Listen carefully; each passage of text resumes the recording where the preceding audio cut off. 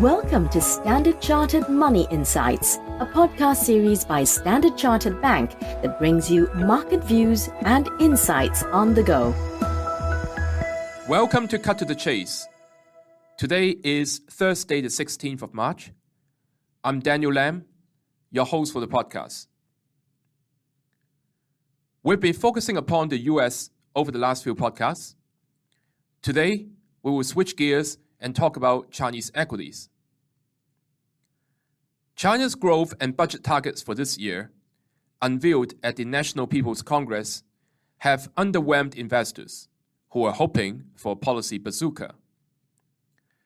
China's 5% economic growth target is the lowest in decades if we exclude the pandemic year of 2020. This is backed by a modest rise in the headline budget deficit target to 3% of GDP from 2.8%.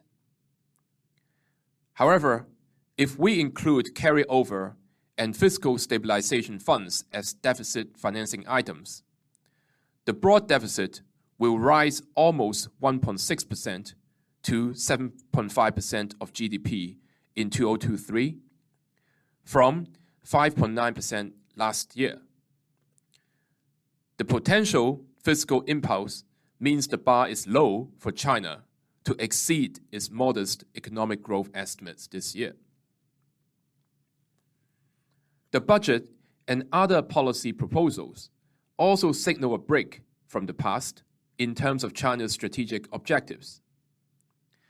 Instead of a historical focus on infrastructure investment, particularly construction, the proposed plan is geared towards stimulating domestic consumption and advanced technology, aimed at building China's resilience against potential shocks.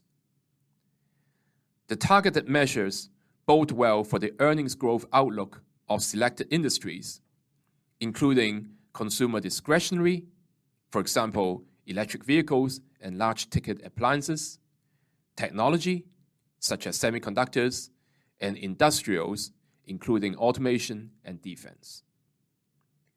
Given the policy beneficiaries are mostly listed in the onshore equity market, i.e. the A-shares, we expect the earnings outlook of A-shares to be around 20% this year, surpassing that of offshore China equities, which is in the low teen range.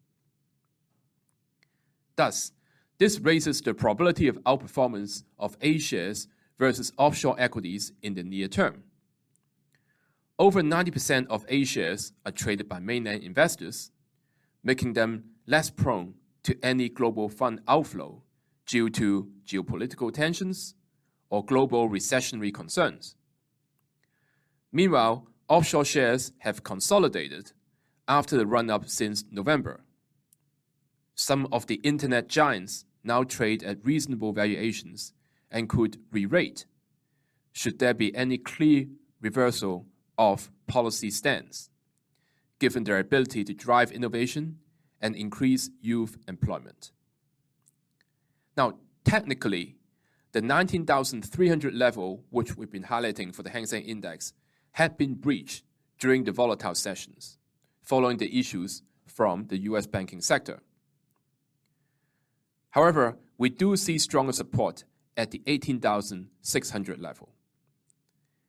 In particular, we are overweight on communication services and consumer discretionary sectors, which should benefit from a consumption-driven rebound. That is all from me for today. As always, if you enjoy this podcast, please don't forget to rate and like it. Thanks for listening, and we wish you a happy day ahead.